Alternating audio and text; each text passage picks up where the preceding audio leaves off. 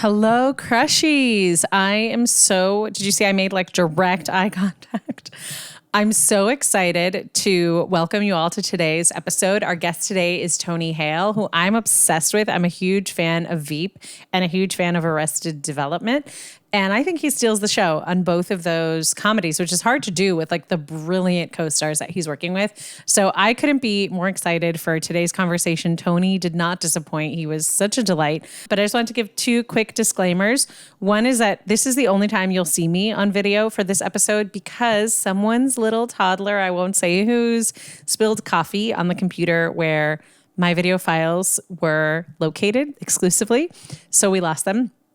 And if you were wondering why we didn't have video for the last couple of episodes, same reason, same culprit. But we love that little child, whichever one did it. And the other thing that I wanted to say is, as you've noticed, I'm the only one in this intro, but rest assured, Penn Badgley and Sophie Ansari are joining for the full episode. But let me tell you a little bit about Tony, just in case you're not familiar with all of his accolades, before I let you into this amazing episode. So Tony Hale is a two-time primetime Emmy-winning actor you know and love from Veep, where he played the delightfully anxious Gary Walsh. And of course, from Arrested Development as everyone's favorite scene stealer, Buster Bluth.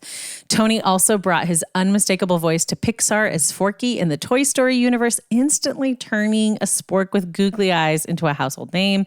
Tony's latest project is a film called Sketch, which we all absolutely loved. Sketch is out in theaters now, and Tony will be out of this taping in about 60 minutes. But until then, we've got him in the booth, on the mic, and on the record. Stick around. Welcome to Podcrushed. We're your hosts. I'm Penn. I'm Sophie. And I'm Nava, and I think we would have been your middle school besties. Singing Casey and JoJo in the back of our station wagon. You are the only one, my everything, and for you, all my... No? We start 12 years old, kind of daily life. Like, how was 12-year-old Tony seeing and experiencing the world? Okay, so, all right, so well let me, just some quick history. I was an Army brat, so I moved like 7 times before the 7th grade. Wow. And I think 7th grade might have been 12 years old when we moved to Tallahassee, Florida. My dad retired, and I was in Tallahassee, Florida through high school. So that was we set camp there. And I was a kid who was not into sports. And I was in the South, which is pretty much, the sports is pretty much a faith down there. Mm-hmm. And so my parents really didn't know what to do with me. And so then that's when I found this theater. And so I dove into this place called Young Actors Theater, which was a theater in Tallahassee, Florida, like a children's theater. And I'm so incredibly grateful for this space that I could be stupid and not judged and all that stuff. And so as we understand, being a military brat, like you said, you were born on a military base. Isn't that right? Kinda. That's the internet. That's the internet weaving a narrative. I think I was born in West Point. My dad taught at West Point. Okay. And I think I don't know. I don't think I was on a base. But also, let's just keep in mind, like 6th grade down is a wash. It's a total wash for me. Some people have massive details. I don't remember teachers. I don't remember friends. It is bizarre, I'm so curious because I also lived in 7 different countries by the time I graduated high school, but 7 places before 7th grade. First of all, such a great way to just deliver that. Such a nice little tidbit. But which places, can you just quickly list them off? I'm curious. Yeah, so I was born in West Point. I think we lived in Fairfax. Then we were in Georgia, and then we went to Heidelberg and Berlin. Oh. Wow. And then we went back to Fairfax, and then I think we went somewhere before Tallahassee and then Tallahassee. And that might not have been 7, but it's.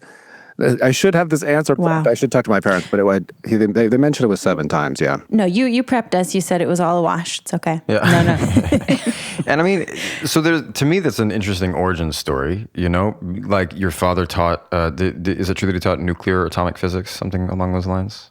Yeah. Okay, and this is in the 70s, and I'm just thinking of like Old pan. It was like it was 92. It was I don't know where you got it. 70s. No, yeah, it was in the 70s. And yeah, but the cool thing about my dad is he's obviously a really brilliant guy, but his dad was an opera singer. Wow. And he was also, in addition to being an opera singer, he was kind of like a lounge singer, and they lived in Miami. And he died actually when my dad was 6, but because of his dad, he had a real appreciation for the arts. So my dad was always cool. very encouraging of my path, which is okay. not always the case, so I'm grateful for that. Very grateful. Yeah, a military man and a military family ending up in Tallahassee, one could imagine that it's, they were really disappointed that you didn't play sports the way you're saying. So, I mean, that's beautiful. That's really lovely. It was great. And it's like, I think back to that time, and I think about like arts education, because I was one of those personalities, like those kind of personalities, certain personalities need that environment to thrive, whether you go into a career or not. Like I went into the career, but a lot of those personalities just need that environment. Such an advocate for like arts education, man, is absolutely necessary, because that's how so many personalities find their paths in life, is having that space. I'm really grateful. Tony, I'm just going to dive right into the deep end with you, which is a place we love to be. Your Christian faith seems like it's been a really grounding force throughout your career, and I'm curious how it developed throughout your childhood. Ooh, big question. I think my childhood, my faith was a little more social. It was a little more kind of, it was kind of the thing to do in the South to kind of go to church and all that stuff. And then I also have a history of dealing a lot with anxiety, and go figure. I play like Buster Bluth and all these things, which I'm pretty at panic attack history. So in college, I hit a place in my life where nothing was making sense, and my faith it forced me to really question why I believe what I believe, and it was really dove into kind of C.S. Lewis and Henry Nouwen and real thinkers, and also just saw a God that was beyond just a Sunday school social club, a God who, for me, wanted to walk with me and saw a bigger picture than I did, which is very comforting to me. Yeah. And then a God that I could lean on, and a really deep father figure for me. I get the question a lot of kind of being a person of faith in art in the entertainment business, and how do you kind of navigate that? And I just, first of all, I'm a mess. I've had a lot of therapy. I've had a lot of mistakes. I've said stupid shit. But it's also, I also understand that there's so many filters that people see my faith through, and there's been so much done in the name of God and religious trauma, and which is heartbreaking. And so when somebody hears about my faith, I would never get offended about someone's reaction to it, because there's a totally different filter that they're looking it through. And it's, if anything, I want to have compassion, listen to their story, and also I can't.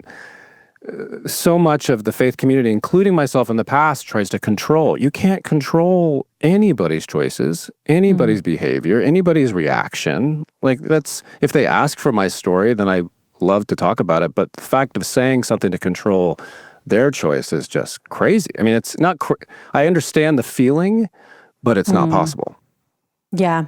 And also another thing I have talked to my husband about so much is like, it's also just never works. Like if you're trying to push your agenda based on your own beliefs onto somebody who doesn't share those same beliefs, like it's the worst way. It's quite possibly gonna do completely the opposite. And I have had experience where it has, and I regret that, because and look at our country, it's so divisive. No one's talking. There's no bridges being built of just conversation, because people don't think conversation is enough. You have to scream, you have to say something that's going to convince. And it's like that kind of agenda-driven, tactic. It's just not working. At least it hasn't worked in my life. Sorry, there's a bug flying around. So I was like, oh, what's he doing? I love this. I want to go back to you at 12 and then discovering theater. So it sounds like that was the age where you joined Young Actors Theater. Is that right? Yeah. Yeah. And so just give us a snapshot of like maybe the first. I just love that origin story. Like that first time you're like, oh, what is this? This is what? My first show was I wanted to be the Artful Dodger in Oliver, and Tina Williams, who founded the theater company, who's great. She said I was too obnoxious, so I got another role.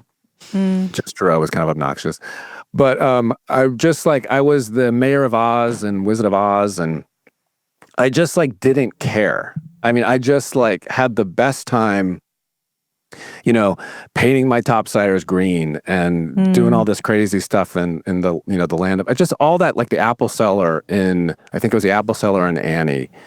And just to be around that community, and I mean, you guys remember if you were in just the drama, just the absolute drama of like, do you know what they said? And there is no drama like theater party drama. When you go to a theater party after a show, makes sense. And if there's red wine involved, it's over. I mean, the drama just gets to new heights. Yeah. And so we didn't have red wine back then, but not at 12, maybe at 13. 12, not maybe. Yeah. But it's just like that kind of energy, and I'm very close to all those people. I love visiting them and going back and just I just love it. And so, I started getting those roles, and I loved high school. I was bullied, like a lot of people were, and I was bullied, and young actors became a really safe space for me. But I didn't like hate high school, but it definitely wasn't as safe as I think as this theater was safe for me.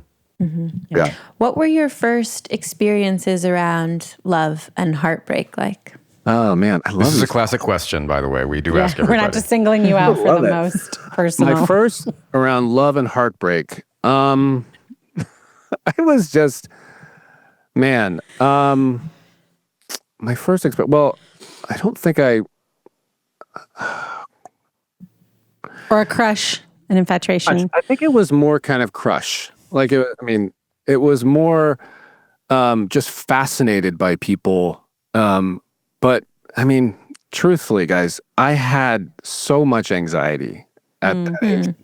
It was, I just wasn't in even though I loved that time, I wasn't in my body. A lot of kids at that age aren't in their body, but there was a lot of stuff in my family. I grew up around addiction and some addiction, and I would just kind of detach, and I would go into just, I don't know, I would have a great time with my friends, but I was more like into crushes and the thought of like real and intimate relationship, or that was just like, what? That's for the movie. I didn't even think it seemed kind of too not possible, for me back then, at least. Yeah. Yeah. Okay. We have one more classic question about that time of life, which is if you remember a particularly embarrassing or like cringy, awkward moment for you. Holy crap. It's so funny because it's not even back then. I just look at my career. I'm just like, good Lord, it's just one embarrassing moment after Was it the first or second Emmy? I'm trying to know if that's the... It's so funny because it's hard to separate painful cringe and embarrassment from like fun story. Yeah. No need to separate. Yeah. Give us the pain.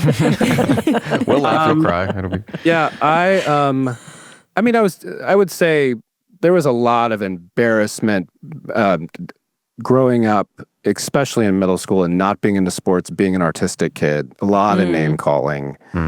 That was, but at the same time, it is wild how with that your humor is formed. So when someone would call me a really awful name, I would turn around and I do remember having thoughts of like making jokes in my head of like, well, little did they know this, or like, well, that was just kind of these kind of side comments that you do in your head in order to balance out that, verbal trauma that was just hit at you. And I mean, not to get super spiritual again, but I think it's pretty beautiful how we go through these shitty times and then God uses them somehow in the future. Like, whether it be empathy with other people, whether it be these characters that I've been able to play who clearly are very good at codependency and very good at anxiety, panic. Yeah. So when you come from a space where that was natural to you, and then you can bring it into the comedy. I think the kind of that whole evolution is pretty cool, but not fun to walk through. This is so sad, but I do remember doing the show. The song was Jubilation Tea Corn Pone, and I think it might have been Damn Yankees, and I was playing Mary and Sam, and I was about to sing my song, and I thought I was having an asthma attack.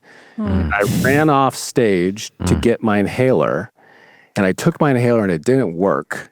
And I got back on stage, and this is all while this is happening. I got back on stage, somehow got through it, and I look back, and that was a full panic attack. Like I had, because back then that language was not familiar. Even the word anxiety was not really familiar. It was more just kind of like, all right, Tony, settle down, or Tony, you're a little too sensitive, or Tony, like, let's chill out, or this is the bad, just like just calm down. Your body can't calm down. So I look back, that was a full panic attack, like in the middle of the show.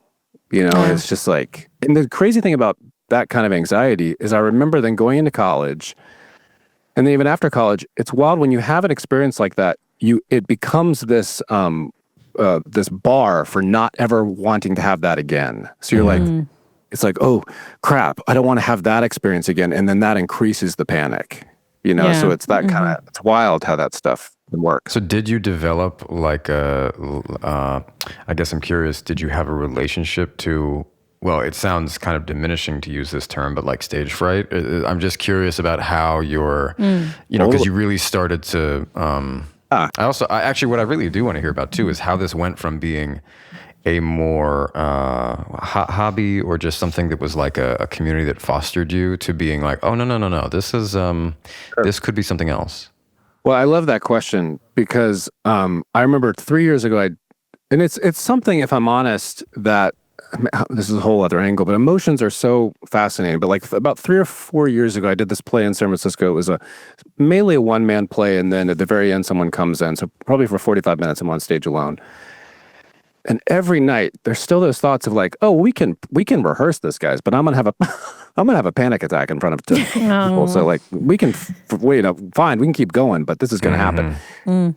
And I remember talking to my therapist, and right before I would go on, and that those voices would come up and be like, get ready, you're gonna lose your shit in front of these people. And I got into the practice of turning to the fear and saying, hey, I really appreciate you being here. I know you're trying to help, and I know you're trying to protect me. I'm going to go do the show, but I want to say that I really appreciate you being here. And there was something about giving that compassion to that fear that just was so opposite than what I used to do, like buck up and like it's not there and compartmentalize.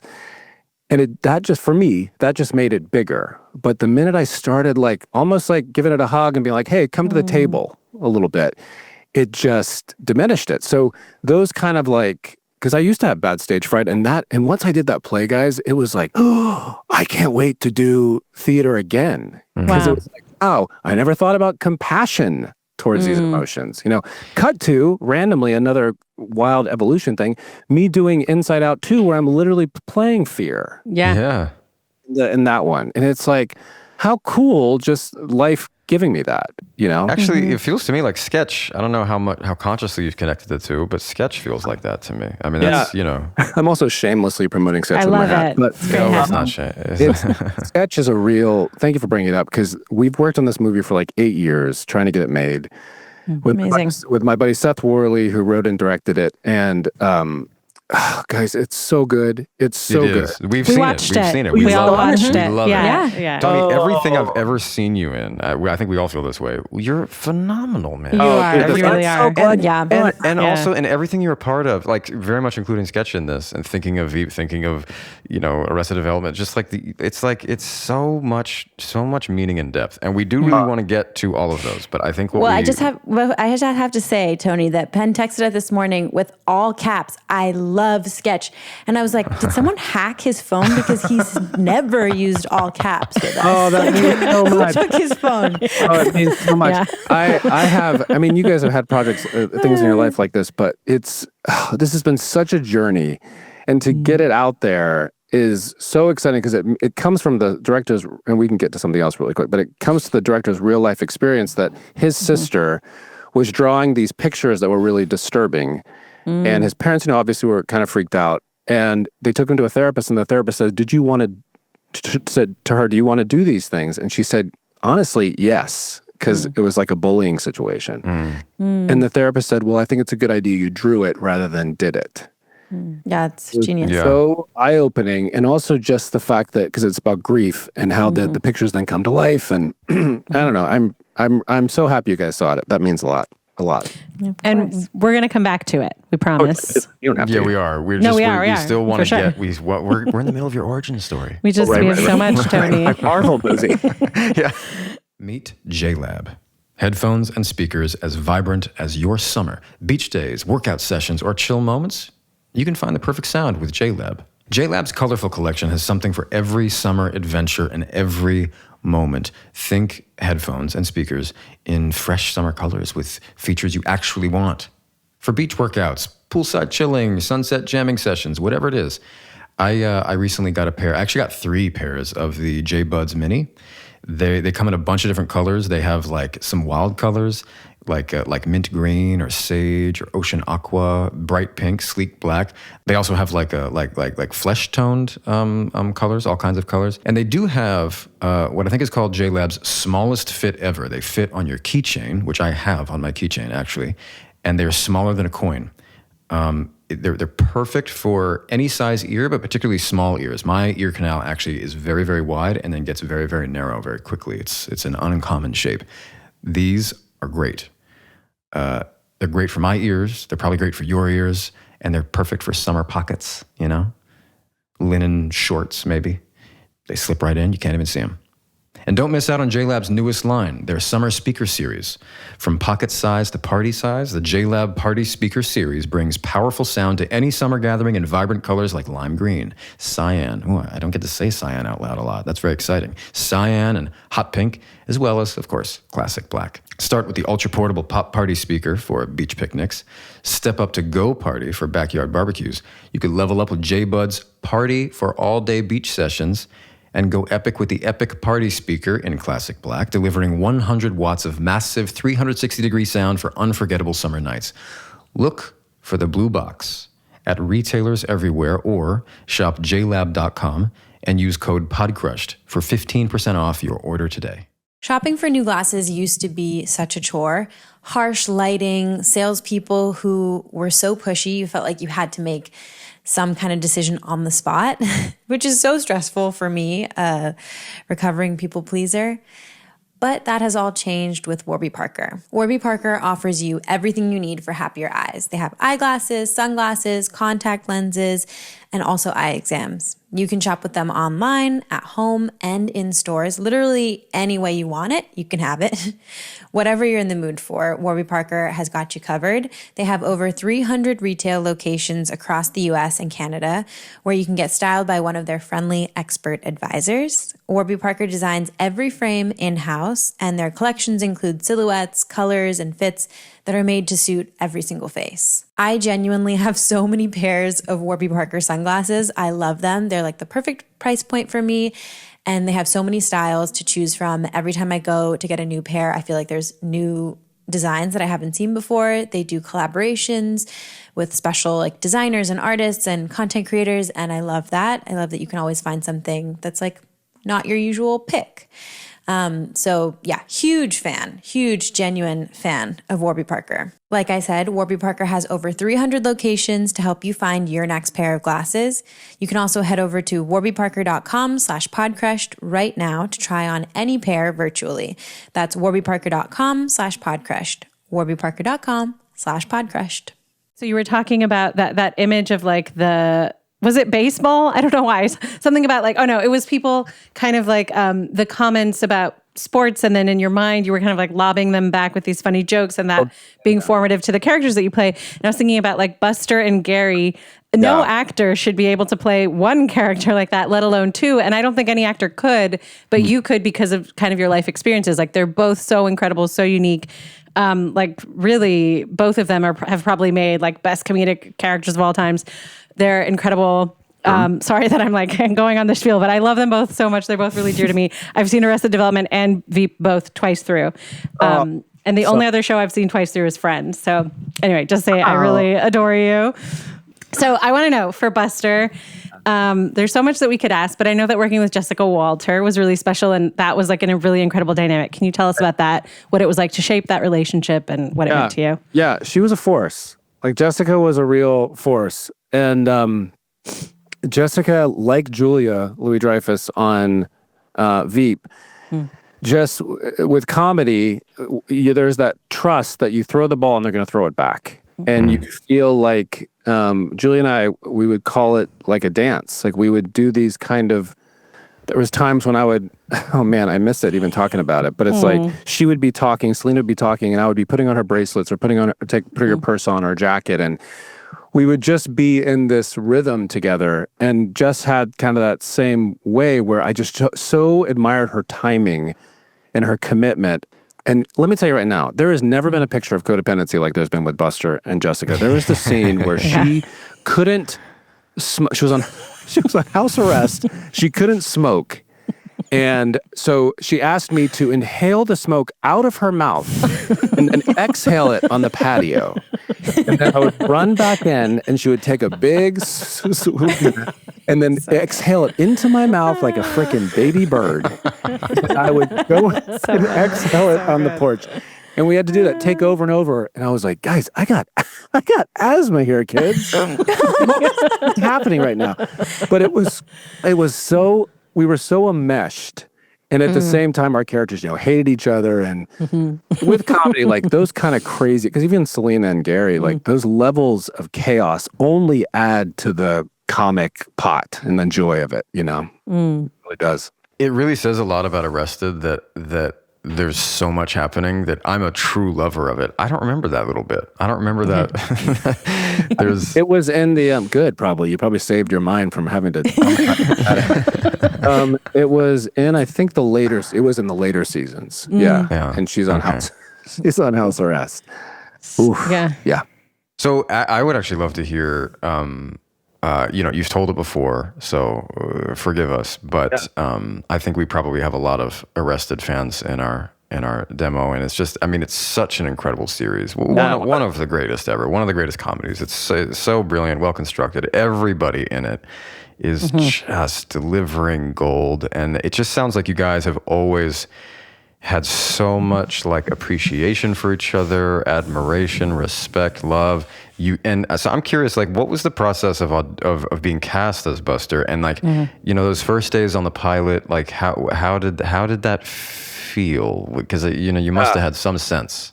Yeah, I like that question because I with work you guys have done, my memory does click. It's good to talk about it because it's good to remember it again, but. So anyways, I was mainly doing commercials in New York. When I moved to New York in 95, I was mainly doing so many odd jobs in commercials, and I was cast as like the guy, my type was literally the guy who wasn't all there. That was literally how they saved me on the commercial casting. Well, that hasn't changed much in the future. But, and I could not find a TV and film agent for like 6 or 7 years because everybody saw me as a commercial actor. And then Arrested came on, and it was a commercial casting director that called me in because she saw the description, and she was like, well, this character's definitely not all there. And so they brought me in, and I was so wanting it because I continue to be a big Christopher Guest fan, and Waiting for Guffman had just come out, and just that kind of comedy was so different than what I had seen, and this was so different than what I had seen. So I was like, damn, this would be crazy good. So anyways, I ended up getting it, was just blown away. 10 days before we got married in New York, the show got picked up, and I was like, hun, I think we're moving to LA. And so she was like, what? And she was a makeup artist on Saturday Night Live at the time. And so she made a really big sacrifice to move to LA with me. And so, but I was just very overwhelmed those first 3 years. I had never been on a studio lot. I had never had that much free food. I gained 15 pounds that first. I'm so glad you're talking about the free food because as someone who's never been on a set, that's all I really want to know about. Oh man, and I'd never experienced that. It's like you just walk up to a table and it's like it's honestly incredible. And there's something as an actor who was just struggling. I was like, wait, I can just take this. It was what's happening. So that was kind of crazy for me. And then I think the big, I don't want to get all philosophical quickly, but please do it. So I've said this a lot in other podcasts, so I apologize if anybody has heard this before, but getting a sitcom was my big thing. It was my absolute ultimate thing. And I got it, and I got Arrested Development, which was like the cast, the writing, the best. And it didn't satisfy me the way I thought it was going to satisfy me. And it scared the hell out of me. And it scared you because you weren't satisfied. Like you were noting that you weren't satisfied. Because I wasn't feeling what I thought I should be feeling because I got my dream. I got it. I got my dream. And after it got canceled in 2006 and that's when I really started into therapy. And it was like, I gave that thing so much weight that nothing can hold it. And most of my life, with anxiety and kind of checked out, I was not present. I just wasn't very present. And it's that whole lesson of if you're not practicing contentment where you are, you're not going to be content when you get what you want. And I had just not been practicing. I'd given that future sitcom so much, that's going to be the answer, that it just, nothing could hold its weight. And so Arrested was not only like such a gift comedically and for my career, it was more importantly, such a massive life, turn for me. And I'm incredibly grateful for that. Big time. I just want to share this one little quote. Sorry. And to the listeners, I realize I often share quotes and I apologize if that's really annoying to the listeners. I've never apologized before, but there's a quote I like that says, it's from the Baha'i Writings, which is the faith that I practice. It says, be generous in prosperity and thankful in adversity. So there's sort of no scenario where you're allowed to, your baseline, not be thankful. That's the baseline. And then you can build from there. Wow, and I feel like that's really an interesting sort of thing. This is why I want mind. one of those notepads, those iPhone notepads in my mind that I can just jot. I'm sure now, soon with AI, it's probably going to happen. Yeah. It's one day. There's going to be a chip in your head that's yeah. Tony, we want to talk a little bit about Veep. Veep is obviously iconic, incredible. You play Gary Walsh, who is, as Nava put it, show stealing.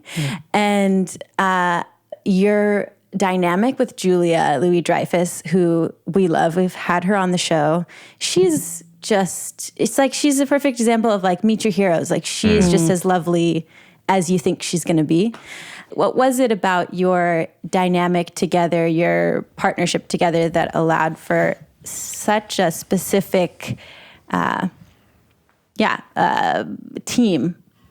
Chemistry is the word you're looking for. Yes, thank you.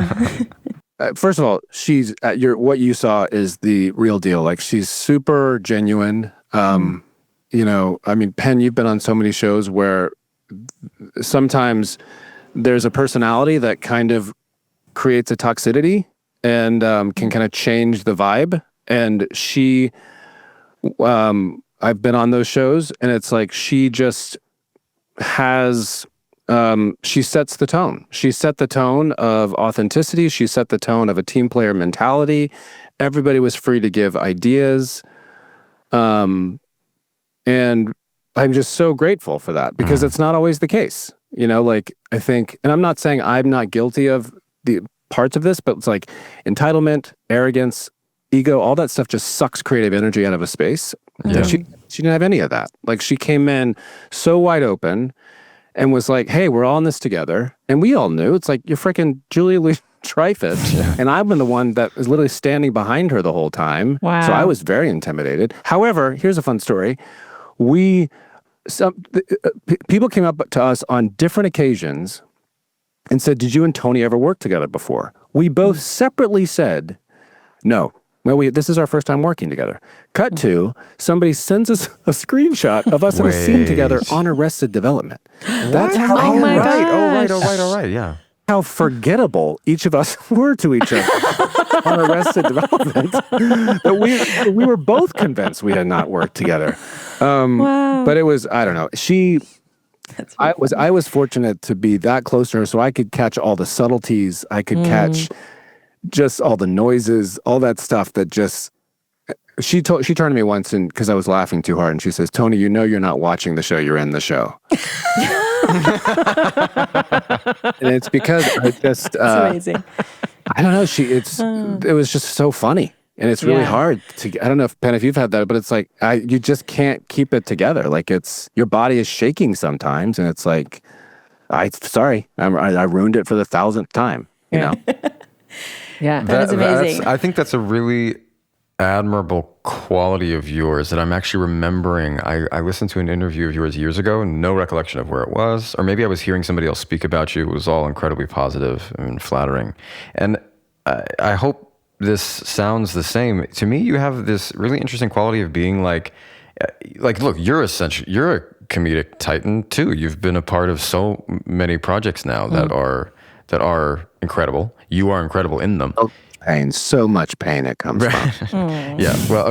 Well, and then at the same time, you have this just undeniable humility of like a fan, you know, and that's I don't feel as though I've seen that before quite in that way, and I think that's very. I think it's really beautiful. Oh, that's nice. Thanks for saying that. I will say, like growing up.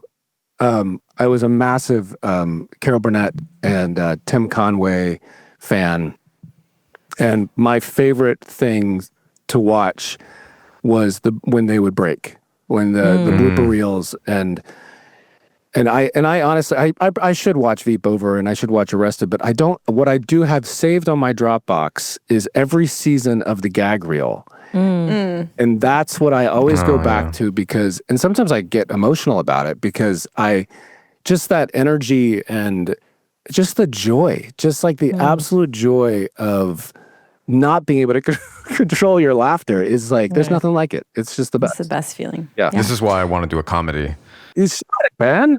Yeah. I'm about to, actually. I don't know if we should cut that out or whatever. I don't know what kind of, but yeah, but I am about to do one. So that'll be nice. Nice. This is just an aside, but do they still provide those bloopers for you? Those gag reels, like on projects today? Do people still do that? They always provide, I don't know about you, Ben, but they always... Usually at the rap party, right? Yeah, the rap party, and then but sometimes they make them public on YouTube. Yeah. And then, but I just like, and actually as a gift, as a rap gift for our last season, I gave, this is how obsessed I am with them. I gave them each a flash drive with all the gag reels on them. Oh, that's nice. Sweet. That's a great wrap up. Okay, one more Veep question, sort of Veep, sort of not, but there's this incredible moment at the Emmys where Julia wins and you stand behind her sort of as Gary. And I'm just curious, were you nervous? How did you pull that off? Yeah, I even get nervous thinking about it. Okay, so she called me that morning and said, hey, I'm thinking if I win, I want you to carry my bag. And I immediately thought, oh, well, you are going to win. So this is going to happen. And then she obviously won and called me up. And we had kind of arranged some little bits. But thankfully, it worked out. And but God, I was absolutely petrified. I'd like to thank our producers, Tony Roach, Simon Blackwell, Chris Godsick, Frank Rich, Stephanie Lang. I'd like to thank my family. Brad Hall and Henry Hall and Charlie Hall, my children are here this evening. You love them so much. And I love them so much. Yeah, it's actually incredible to know you didn't rehearse it. That's no, we didn't rehearse it. And they, what's fun is like on the show, Gary, she doesn't even let Gary speak. Gary's not allowed to speak, right? Yeah. She literally calls me a bitchy mime on the show because I'm just not. And so over time, I had to get, I'm communicating non-verbally all the time. So when she's at like a press conference or something and she's being all political and stuff, it was so fun to react the way I actually think she's thinking. Like if she's talking to a moron and I'm just like, oh, good, or something, just to be able to non-verbally show what she's saying. Yeah. That was like, pure joy. Pure joy. Wow. It makes me miss it. And I'm going to be Andrew. I'm just going to show up at your comedy and be like, hey, guys. That would be amazing. Dude, seriously? Where I'll find a role for you. You would be. You're in it. You just got cast. Yeah. Okay. So should we move on to sketch? Yeah. There's a lot of thoughts I have. I mean, how collaborative was it with you and the director before a script existed, or did you just read the script, or like, how? Man, it's almost, it's like when somebody says, tell me about your daughter, and I'm like, where do we begin? Yeah, well, she's conceived. No, but it's like, he came to me with the idea of my wife in the movie dies, and my daughter is dealing with grief, and she draws out her grief, and then they come to life, and we describe it like Jurassic Park meets Inside Out. And it came to me with the script, and we just went back and forth. He had a very strong scripted base, and then we just kind of played around with lines and rhythms, and for years, not years, maybe a couple years, and then we thought, maybe this should be. So we tried to pitch it, and nobody wanted it. And honestly, I look back and I'm like, it probably wasn't ready. And then we thought, well, let's do it as a TV show. It didn't work as a TV show. And then we went back to the film, and really had many moments over the course of 8 years where we were like, let's just let it go. Let's just not do it. And all that stuff. And then it took somebody else kind of coming in and saying, hey, I think there's this other person that might want to finance it. And then like in 3 months, we're shooting. Wow. And it was such an up and down experience, but to me, I've never had an experience where, as actors, many times we don't have control of the material. I loved Veep. I loved Arrested, but I'm not a part of the creation of the script and all that stuff. Being a part of this and from the ground and just seeing it all develop, man, the ownership and the joy of the last day when you wrap, when they say cut and you got it all in the can, woo! I was out of my skin just because I had we had such an emotional investment in it. And I knew what Seth is going to do with it because he's so gifted. Like a really quick example, when these pictures come to life, they don't look perfect. They look like a child has drawn them, like they've been scratched with scratched with crayon or Sharpie, and very kind of rough and crude. And it's like, and then when they're destroyed, it's like, fire takes out wax and water takes out, it's all this kind of stuff. And just the specifics that I knew that he was thinking, I was like, damn it, I'm so stoked for you to take this and then do your magic. Like that was really, really exciting. Tony, the message, the movie has probably various themes. I'm saying probably, I have seen it. But the one that stood out to me is this message that really comes through in the finale, this idea that like we should allow ourselves to feel pain and maybe not like try to rush through that emotion, but actually there's a value in feeling it. And I was curious why that was a message that you wanted to kind of bring to life, and maybe one that's kind of counter to American culture, which is like run away from pain or get through it as quickly as possible.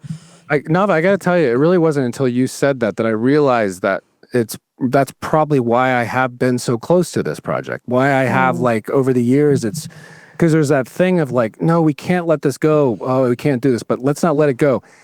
And when you said that, I'm like, yeah, that's been so much the story of my life. Like with my feelings, I felt like I was such a victim to my feelings rather than bringing them to the table or having compassion on them, acknowledging them.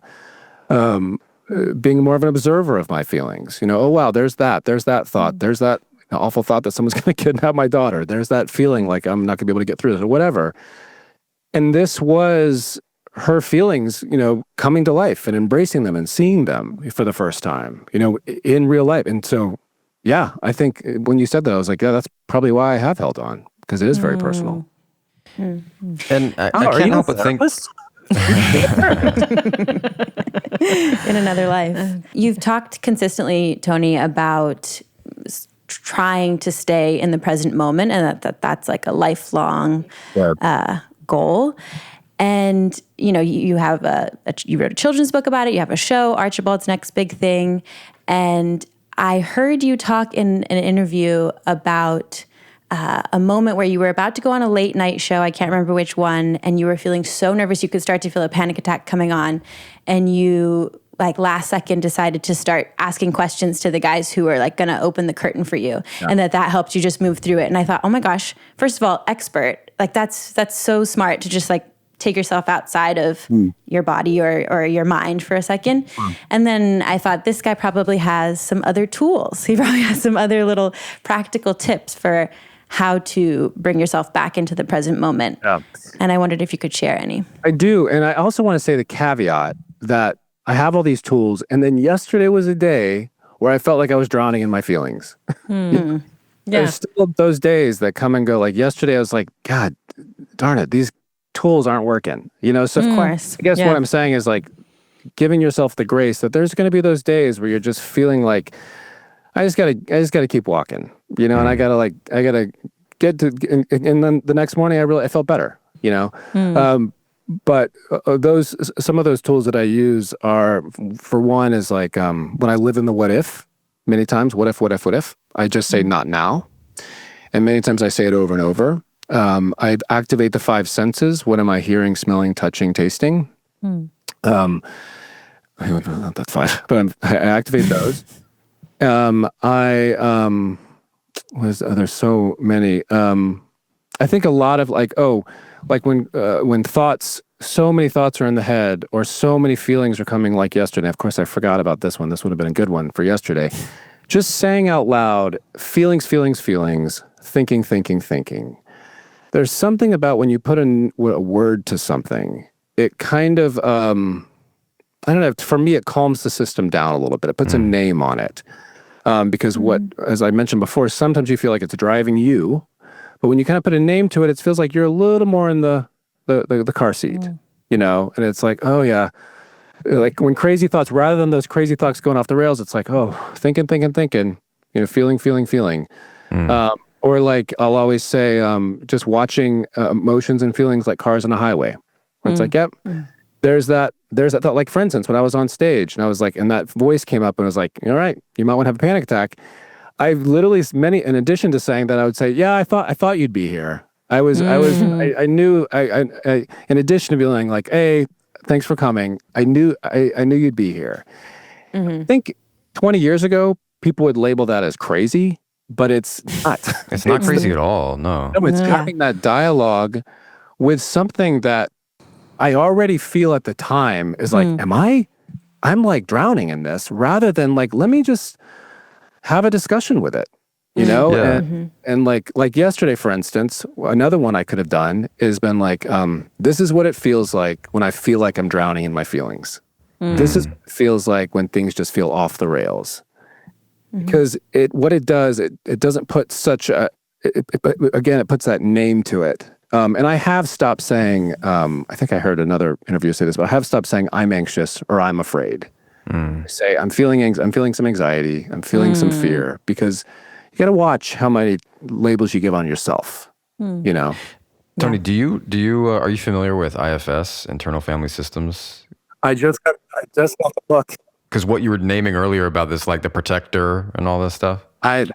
So to be clear, one of us should explain a bit of this. It's this sense that when it's referring to an internal family system, not your family system, but as we might say, parts or dimensions or aspects of you, which, in some very serious cases of trauma with a capital T can be a frozen 4-year-old, a frozen 5-year-old.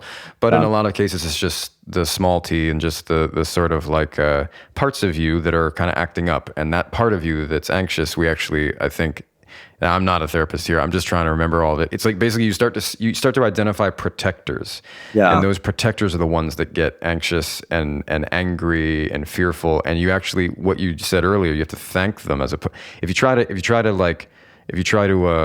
to just sort of force them away, well, they actually respond that they're there to protect and almost be antagonized. And if you learn to embrace them, that's sort of the best way to deal. Yeah, there's also those firefighters, I think, that kind of come in. That's right. Yeah. There's a lot of different terminologies, and I'm not like firefighters and the firefighters just come in with a hose, and sometimes just like someone would just lash out in something because that's how they're kind of dealing with it. I haven't gotten as far into it as I want to, but it's really, really good. And also, not to sound basic, but I'm a big fan of like kind of like what novel like quotes.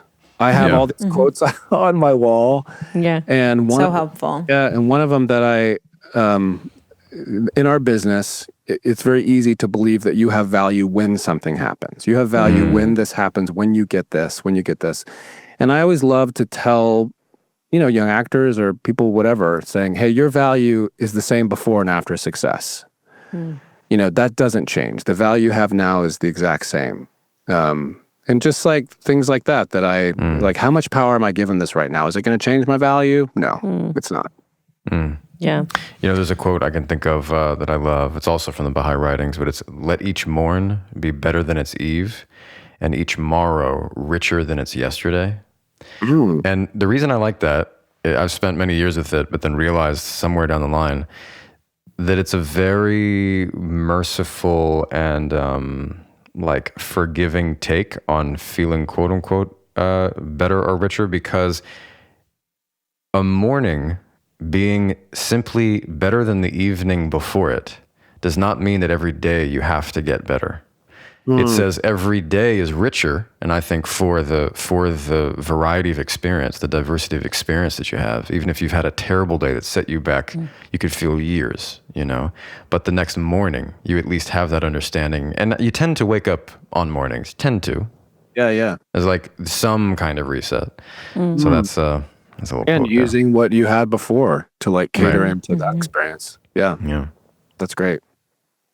Yeah. There's also there was a famous female evangelist named Joyce Myers, and years ago I heard her just simply say, "Do it afraid," and I've never forgotten that, because I've gotten into a space in the past of like, you have to be in a certain space mentally, peacefully, joyfully, whatever, to do something. And it's like, no, sometimes you might be freaked out and you still walk and still walk through the door. Yeah. No. That quote came to me when you were telling the story of your inhaler incident, walking off the stage. I was like, wow, it's honestly incredible that you had that experience and that you're like, let's do it again. Let's keep going. Yeah. I think, you're a walking testament to that. That quote, do it afraid. Mod therapy. August 2025 marks 20 years since Hurricane Katrina changed New Orleans forever. There have been many accounts of the storm's devastation and what it took to rebuild, but behind those headlines is another story, one that impacted the lives of thousands of children. Where the Schools Went is a new 5-part podcast series about what happened to the city schools after the levees broke and how it led to the most radical education experiment in American history. Hosted by Ravi Gupta, a former school principal, Where the Schools Went traces the decades of dysfunction before Katrina and how the high-stakes decisions that followed transformed the city's school system.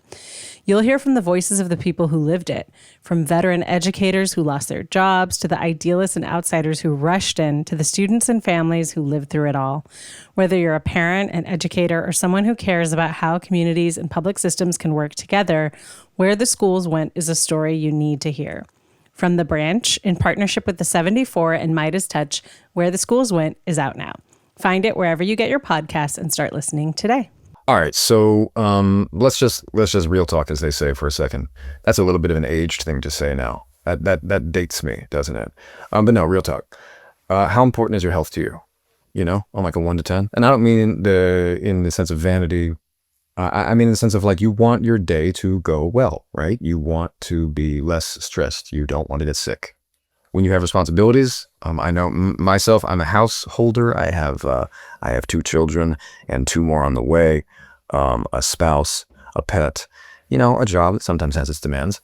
So I really want to feel like when I'm not getting the sleep and I'm not getting nutrition, when my eating's down, I want to know that I'm being held down some other way, physically. My family holds me down emotionally, spiritually, but I need something to hold me down physically, right? And so honestly, I turned to Symbiotica, these vitamins in these beautiful little packets. They taste delicious. And I'm telling you, even before I started doing ads for these guys, it was a product that I really, really liked and enjoyed and could see the differences with. The three that I use the what is it called? The liposomal vitamin C, and it tastes delicious, like really, really good. Comes out in a packet, you put it right in your mouth. Some people don't do that. I do it. I think it tastes great. I use the liposomal glutathione as well in the morning. Really good for gut health, and although I don't need it, anti-aging. And then I also use the magnesium L-threonate, which is really good for I think mood and stress. I sometimes use it in the morning, sometimes use it at night. All three of these things taste incredible. Honestly, you don't even need to mix it with water. And yeah, I just couldn't recommend them highly enough. If you want to try them out, go to symbiotica.com/podcrushed for 20% off plus free shipping. That's symbiotica.com/podcrushed for 20% off plus free shipping. Fatherhood. How tell us about fatherhood. Well, I'm just thinking about the ways that it's influenced the way you created sketch. It sounds like, at what point did that happen for you, and what role did it play in all of this, in career and your feelings? Yeah. You have a little one, correct? I have two, and I'm about to have twins, so I'm about to have four. How old is your oldest? Oldest 16, youngest about to be 5.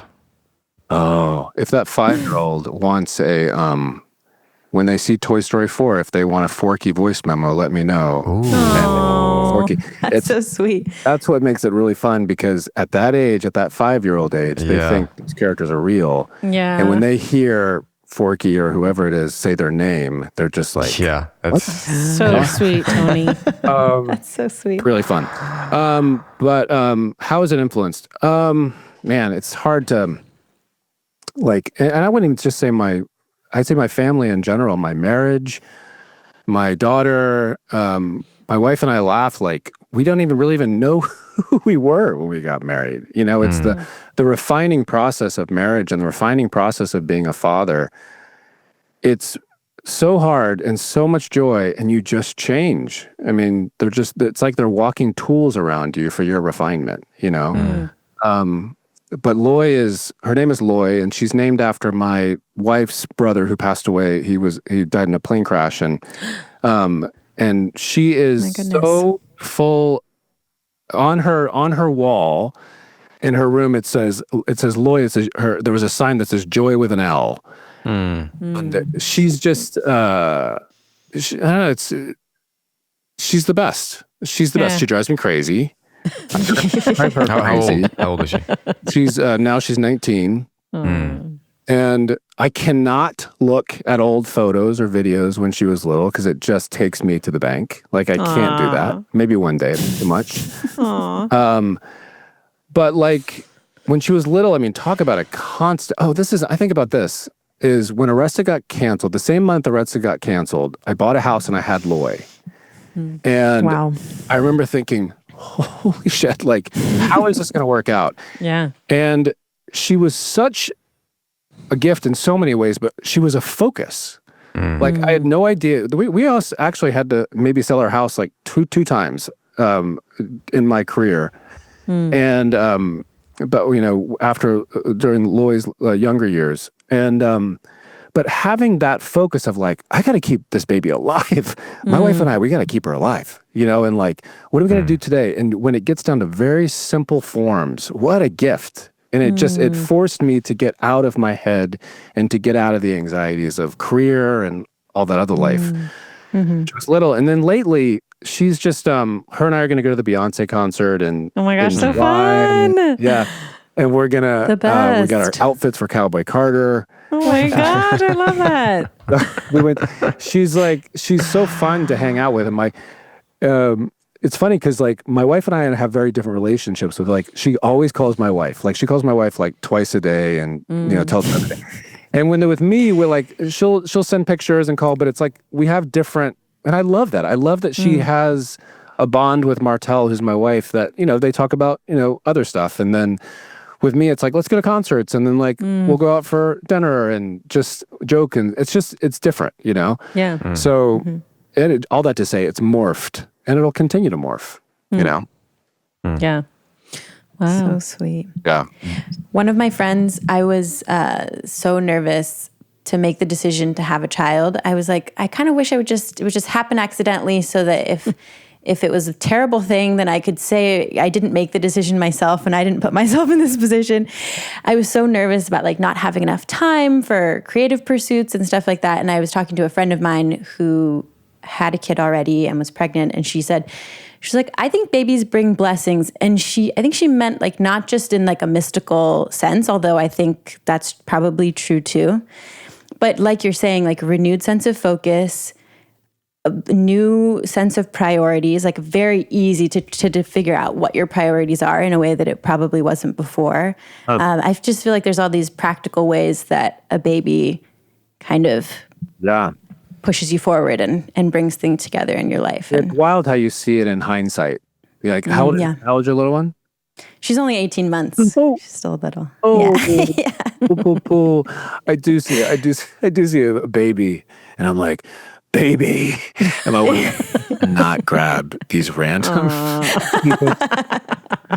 It is. I think babies, man, are just little healing. I mean, it's like you just hold a baby, and it's like, well, I'm just going to give you a check for $150 for that therapy. It's so magical, man. Yeah. I remember that years. Tell us a little bit about when and how developing children's content became important for you. Yeah, I'd love to be able to say that, like, oh, I really wanted to move the children of the world. But it happened really, it was, okay, so the book Archibald's Next Big Thing, there was a show after that. It came from this Arrested Development experience that I talked about, this life lesson where this chicken gets a card in the mail that says your big thing is here. And he's like, where? And he goes on all these adventures. And then he's like, I got to get to my next big thing always. And this bee comes along, and the bee's like, you got to just be, man. You got to just be. And then in the end, he realizes that the card is right, that your big thing is here. So my big thing right now is talking to you guys. That's my big thing. It is pretty big, I would say. It is big. Thank you, Ben. Thank you. And so this gnat, guys, is just all in my face. He's very attracted. It's the bee. It's the bee telling you that this is the biggest moment of your life. Yeah. Beep. But it happened. I didn't have anything to do. I was having a hard time finding work, and I had this lesson from Arrested, and I was like, and I talked to my buddies, and I was like, let's just write a book together. And then it was very therapeutic. And then after that, we decided to make it a cartoon, and Archibald took this lesson because he learned about contentment in the book, and then in the show, he sees everything like it's his big thing. So he's the most, he sees the best in everything and everyone. And I tell you, this chicken for 5 years was just like my guru. I was just like Archibald, because I just loved that chicken and continue to. No. That's so beautiful. I want to ask you just one question about your podcast, Extraordinarians. Oh, yeah. I was listening last night, and what I loved about it was, there's so many shows, ours included, that are talking to people that are well known. But I think, at least from what I can tell, you're talking to regular, extraordinary people doing extraordinary things, which I really love and crave in a lot of podcasts. So I'm curious, out of all the people you've spoken to so far, because it's only just started, who's the most extraordinary, and what did they do? Oh, man. You're asking him to rate extraordinariness, Sophie? That's so unkind. Or just like tell us about an off-the-wall kind of person. The best extraordinarian was, there was, to your point, there's just, most of them have broken some kind of Guinness record or done something really, like there was one guy who slacklined between two hot air balloons, and I don't think his is aired yet. And it's just, all I want to do is just be like, get us into your mind. Like, where do you, as a person who struggles with anxiety, like you are facing what seems like death every day. And this is, we were talking to another woman who is, she got the Guinness record for hair hanging. So she hung from her hair for a certain number of, I think it was like 20 minutes. And she's just talking about how, the pain and all this kind of stuff. But then at the same time, she's like, would tell us about her community and a lot of these people's communities and how much they love life. They just love life. And I was like, I think it's fascinating that you love life so much. And then there's this part of you that also puts yourself very close to death, all the time. And they say just how they work together. How when you do that, it just makes you appreciate life over and over and over. Wow. And it's like, gosh, I never thought about that, but it's just really a chance. Like, there's this one girl who's so great. She was the national, she won the most puns. Yes, pun that's the one I was listening to. And she was precious and so full of life. And she wait, I'm sorry. What does that mean?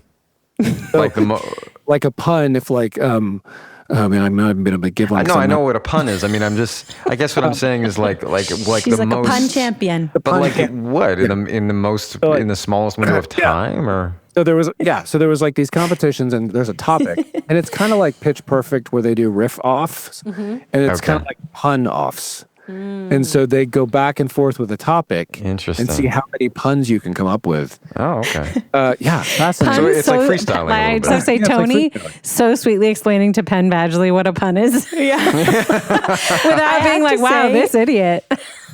My brother called me while I was listening to that episode, and I have this little like cyst on my eyelid that I've been trying to get rid of. Oh, yeah. And one of the ways you get rid of it is just like a hot compress on your eyes. So when he called me, I was listening to the podcast with this thing on my eyes, and he thought I was sleeping because it looks like an eye patch. And I just told him, oh no, I have this cyst. And he said something like, oh, my little sister.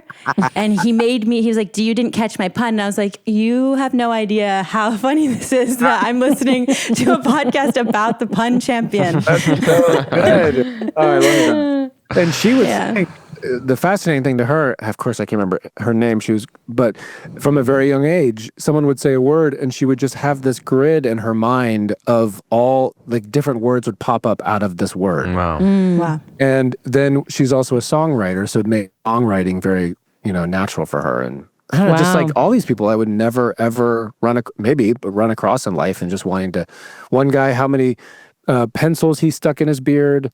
Another one, he drank the most hot sauce. The most hot sauce in this competition. That sounds rough. I'm just thinking about his esophagus. Gone. We were like, but he's so passionate about it.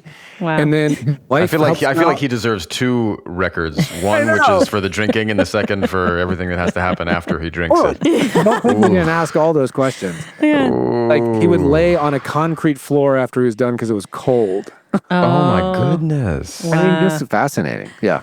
Yeah. Wow. It's fun to do with Kristen Shaw and Matt Oberg, who are really good friends of mine. And I love them. yeah, Kristen is just the best. And so is Matt. Matt was on Veep. Matt was Buddy Calhoun on Veep. Yeah. Wow. He was the southern boyfriend of Anna Klumsky.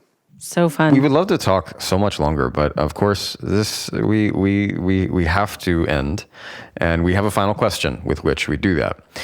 If you could go back to 12-year-old Tony, what would you say or do, if anything?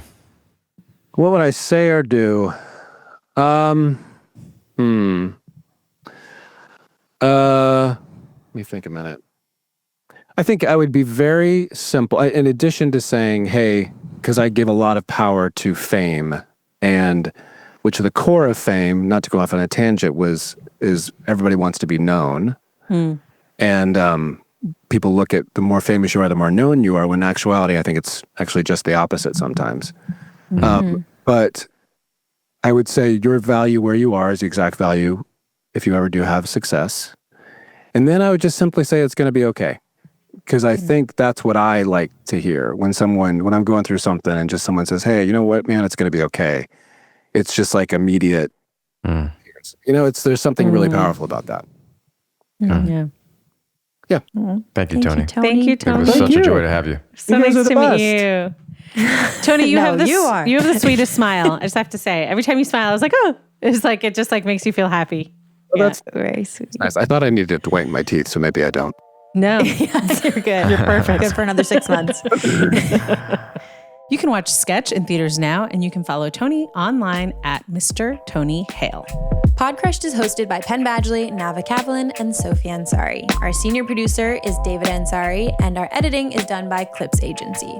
Special thanks to the folks at Lemonada. And as always, you can listen to Podcrushed ad-free on Amazon Music with your Prime membership. Okay, that's all. Bye.